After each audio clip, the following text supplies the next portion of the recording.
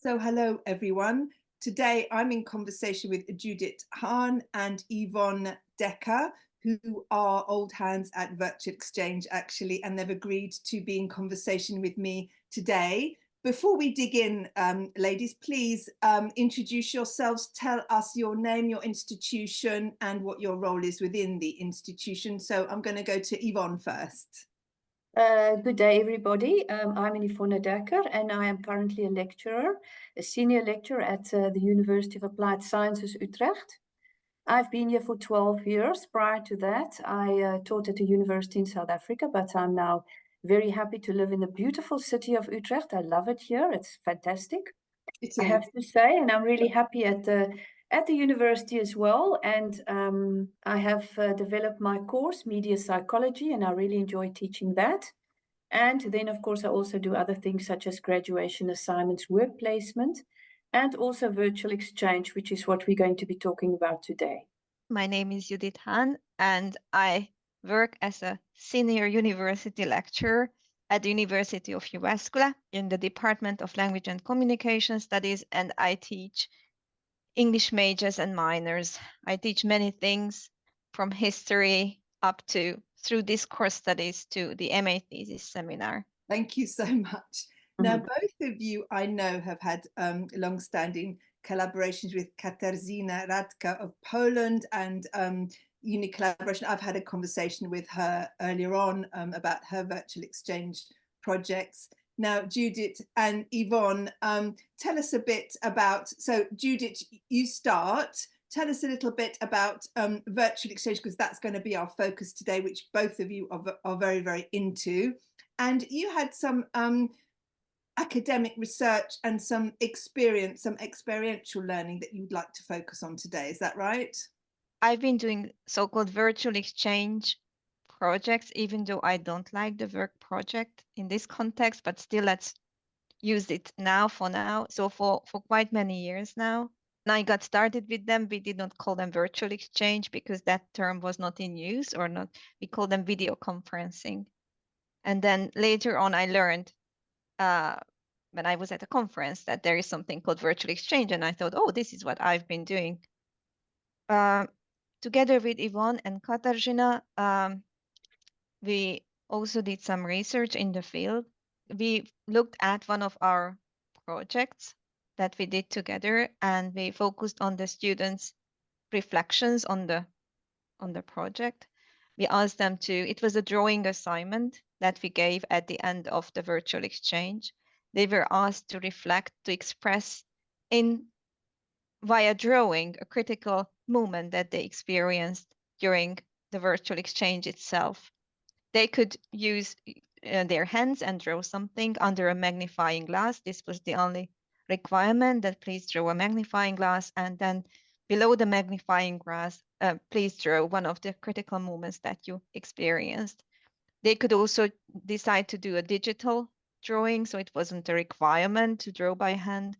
And then we analyzed the students' drawings from the perspective of the themes that emerged from these drawings and how we interpreted them. And it was very interesting to see and to kind of like as teachers to understand, but you could never understand because you can interpret a drawing in many ways, but still we try to interpret them because we had the background knowledge also about the project. So we met the students locally as well as virtually. So we knew what was going on more or less in the groups. And from that perspective, we interpreted the drawings and focused on the critical moments. And meeting new people for the first time on Zoom was something that they found like a critical moment, or language proficiency differences, and then experiencing that you might not be speaking the language at the same high level as your colleagues in this kind of context. That was also seen as a critical moment. Can I bring in Ivonne also, because you were collaborating together on this? Ivonne, I've seen you nodding at some of the things Judith's been saying. Would you like to come in and add your perspective? Yes, I thought it was a really interesting project. There were quite a number of critical moments indeed that students identified that sometimes you don't think that they view as critical. Mm. For example, I think something that I learned from Katarzyna was to, when we divided the students into groups, is every week a different group member had to be the leader for that week. So what they do then is they have to organize everything, the meetings that the students do for that week, the tasks. They have to upload the tasks. We use the platform Trello, which is really user-friendly, and it works really, really well for a project like that. And it was actually interesting to notice that some students really felt that moment with that they had to take the lead for that week, that they found it difficult and they found it outside of their comfort zone. Yet once they had done that and it went well, that they could reflect on it and actually were like, oh, I did it, wow. And that was really great, I think, because very often in groups, some students like to actually sit back a little bit and they feel more comfortable to be a part, but not to actually to be the leader. So for me, I think for them, that was a really good learning curve. I think we wrote another, we did another project where we let them do a meme at the end of it. Remember, Judith? And the memes that they came up with were actually really quite interesting. There was one student who was always late, I think, for the meetings. And he was really a very busybody and he was all over the place, but never actually, I think, where he should be. And they actually made a meme about this, which was really funny. Some of the memes were really good. Some of them were really humor. So I found that interesting as well, a little bit of creativity. Can I just ask, Sure. Ivonne, did the student make the meme about himself always being late, or did the other students make the meme about him always being late? I think he wasn't there at the moment. So when they decided what they were going to do, I think he was probably in his absentia. They thought, well, you know, let's just make it about him. So, and then when they had to present it, and that was something that is also really interesting, right, Judith, at the end of the project the last week, when we have the online exhibition and students actually display what they've created, a video or a poster or a magazine or a museum. There was also one group that made a museum, which was almost like 3D, kind of an immersive experience where you could click your way through the museum. So that was really nice. And for students to also see what other students did on a weekly basis. So they were exposed to each other's projects every week because they were uploaded, and they were also encouraged to give feedback on Trello. So Ivonne, you mentioned one student who was always late. What other challenges, Judith, do you think came out of this collaboration? And can you just tell us how many weeks they are on average, and so then focus on some of your challenges? At least 6 weeks, but I guess it was a bit longer. And as for the challenges, like finding time for group meetings and for the virtual exchange itself, was something that many students found difficult because they have many, other things going on, and still they need to also do the group work in addition to all their course assignments and stuff. And this requires regular group meetings on Zoom. How important is the process of reflection in these international collaborations, do you think? Well, I think that it is very, very important. And that was part of the evaluation as well, where once the project was completed, that students had to complete a reflection portfolio, e-portfolio, where they completed certain questions. In actual fact, they were asked to do this throughout the program at the end of every week to just reflect back on what did we do, what worked, what did not work, what would we change the next time, things like that. And this went on a weekly basis. And then at the end of it, they finished it off. And then they submitted this. And this was very insightful for us as well, I think. I agree with Yvonne. And I do believe the students learned a lot. And I do believe these projects need to teach them group collaboration skills or whatever you need in order to produce a product as a group. But I also learned, and I had discussions with my students here in Uvascular who told me, Judith, don't make us focus on the project or on the product that much. And for me, the main takeaway was not to do this in the future. So not to put that much emphasis on the groups producing something, but give them more space for discussions, conversations, deep conversations, I mean. Because what happens if you just have okay, let's do these these are the digital tools, you have to produce these things, you have these options, we want group leaders to report, we need, is that what happens in these meetings, students tell me, is that, okay, hello everyone, let's decide who does what, where are we, okay, you do this, you did this, we put it together, we are done. And that's not the point. The point is to have a deep conversation, to create those moments, those meetings that you would never ever have a chance, because you won't meet these people on campus. So what I learned is, of course, it gives it nice structure and you have nice outcomes and whatnot. And this is good and important if you think of future work life. But we also need to think about these students' present lives. And as I mentioned, having deep conversations, sharing ideas without the pressure to create something.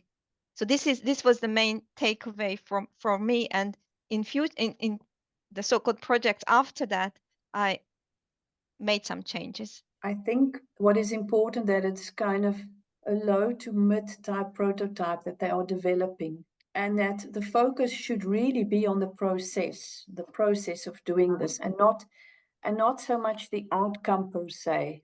They really get a chance to meet people from those parts of the world where they would never travel to, and vice versa. So, for example, the students from Iran, they were so passionate, they were so happy, they were so glad to meet students from Finland. I can't tell you how much enthusiasm I could feel. Well, we couldn't use Zoom, so we used Skype.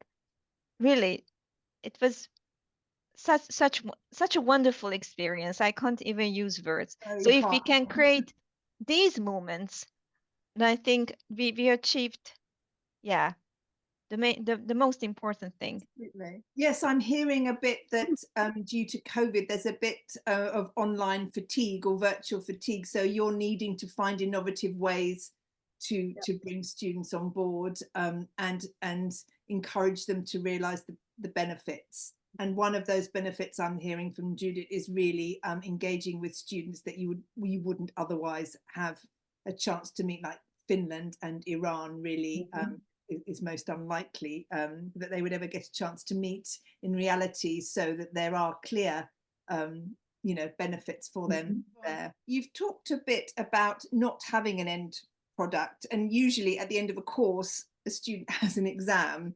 So in your mind, why should students do virtual exchanges? People approach, even colleagues in the field, virtual exchange as doing something for future work skills, or emphasize that to students that you should do it for your own sake, for your benefit. So do this project and you get these and these and these skills. This will do good for you. But what I want to emphasize is that students should do it not only for themselves, but also for others. So don't see it as a project that should benefit only you, and you do it because then you will learn this and this and that. You do it for the experience, you do it for the discussion, you're doing for the sharing of ideas and getting to know each other, not only for the future, but for the presence as well. I think this is very, very important to remind students of, and even ourselves of, when it comes to virtual exchange. And we are, just one more thought, we are diverse in many ways, not only culturally. So when you go to a virtual exchange, don't have this expectation, okay, now there are colleagues from the Netherlands and that's a different culture from me. So it will be something totally new to me. So I have to go to these meetings so I get very intercultural and I learn about their culture. But see them as individuals. And as I mentioned, we are diverse in so many ways. And also think of in what ways we are similar, not just in how we are different. And I think that's also a lovely experience you can gain through virtual exchange. So Judit, you've done a recent virtual exchange between your country, Finland, and students in Iran. Now, Iran's political situation, is pretty volatile at the moment recently. Did that come out in the virtual exchange? Yes, it did for a long time, for months. It wasn't even sure, or we weren't even sure whether we should get started with this project at all. Because I didn't want to put my colleague, who was a female colleague in Iran, at a risk. Because, you know, having a project, an international education project, could put her at risk, especially if students in those Zoom meetings where there is no supervision might engage in discussions about certain topics that are banned or not seen as good discussion topics in Iran, such as religion or women's rights. So we did this project after all. We did started it, even though it was at the time of the revolts in Iran, but there was a lot of aggression and riots on campuses, and the internet was not stable and so on. So it was a risky project in many ways, but it was well worth it. When we had this Skype meeting with all participants, students from Iran, the two of us, and students from Finland, then what I noticed that for these students from Iran, this was like a shout out to the world, a shout out to Finland. They said, "We envy you so much. You are on the top of the world. Tell us about your education system. We want to move to Finland." And it was Well, I'm getting really goosebumps. very Amazing. deep moments, but it was very meaningful to them to have this connection so that their voice is heard outside Iran. That was really meaningful. And how did the Finnish students react to this kind of outburst of emotion, really, isn't it, online? Like, really, I'm getting goosebumps just listening to what you're saying. So what was the reaction of the Finnish students? Well, some of them remained shy because it was shocking, but some of them opened up and they reacted and they replied. They gave answers. They told them about the Finnish education system and their life in Finland, and many of them made friends. So they reacted very nicely and openly and warmly to the to these outcries or from the It's like a Iranian cry students. for help, isn't it? Notice us, we're here. Yeah. Yes, yes.